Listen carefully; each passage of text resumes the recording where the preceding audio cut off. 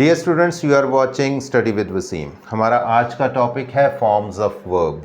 तो forms of verb आपने पहले सिर्फ 3 पढ़ी होंगी, लेकिन दे आर 6।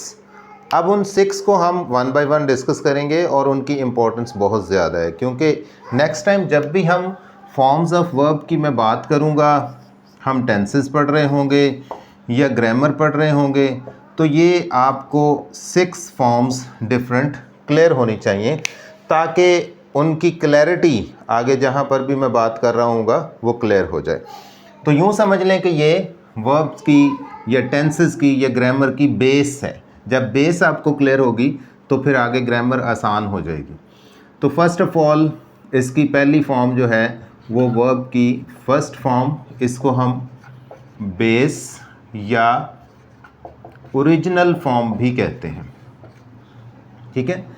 उसके बाद एक और वर्ब की फर्स्ट फॉर्म, ये बेस नहीं होगी, यानी जिसमें हमने कुछ ऐड कर दिया या कुछ डिलीट कर दिया या उसको मॉडिफाई कर दिया। तो base form is the without addition, deletion और मॉडिफिकेशन ऑफ वर्ब। तो इसके बाद वर्ब की सेकंड फॉर्म होगी, यानी ये प्रेजेंट फॉर्म भी कहलाती है first form. Second form past form कहलाती है। थर्ड फॉर्म जो है वो पास्ट पार्टिसिपल कहलाती है, पास्ट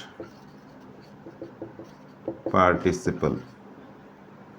और एक को मैं वर्ब की फोर्थ फॉर्म कह देता होता हूँ, आप उसको वर्ब की आईएनजी फॉर्म के नाम से भी याद रखते हैं।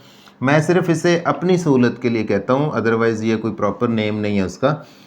तो ये प्रेजेंट पार्टिसिपल है।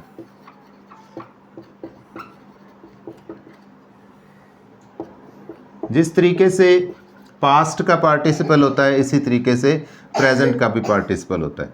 और एक हम इसकी इन्फिनेटिव फॉर्म होती है, ठीक है जी, जिसको हम 2 plus first form of verb कहलाते हैं। ठीक है जी।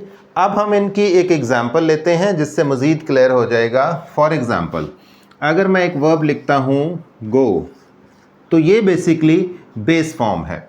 गो के बाद अगर आप इसमें ईएस ऐड कर देते हैं, इसको कर देते हैं गोज़, तो ये फर्स्ट फॉर्म तो है, लेकिन ये ओरिजिनल या बेस फॉर्म नहीं है। इसके अलावा अगर आप इसको सेकंड फॉर्म बना देते हैं वेंट, तो ये भी आपने मॉडिफाई कर दी, ये भी ओरिजिनल या बेस फॉर्म नहीं है। अगर आपने इसको कर दिया गॉन, ये भी ओरिजिनल नहीं है।